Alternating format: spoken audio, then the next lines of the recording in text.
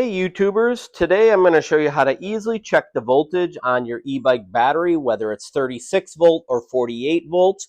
The first thing you want to do is buy a voltmeter. This one you can buy at Harbor Freight or you can buy one from Amazon linked above, and I'll show you step by step how to easily check the battery voltage to ensure it's at top performance. So without further ado, let's get started on testing.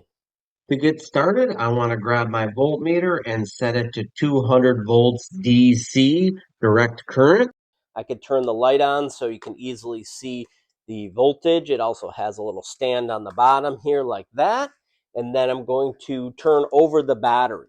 And then when you see the bottom of the battery, you're going to see a plus and a minus. What you want to do is test those two, taking the red lead and put it on the plus fin, and then over here, and you'll see that it's 53.8 volts. Anything above 53 volts is a good voltage for a 48 volt battery. Now, you prefer to have 54.6 volts when you're fully charged. That's a good 48 volt battery at its peak performance.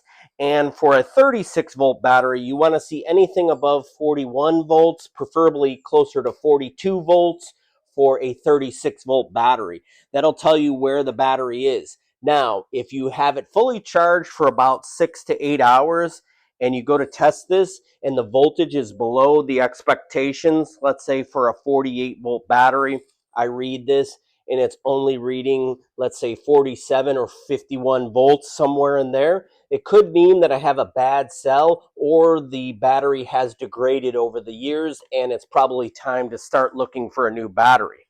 If you have any questions, please leave it in the comments. I hope you liked this video, subscribe to my channel, and thanks for watching.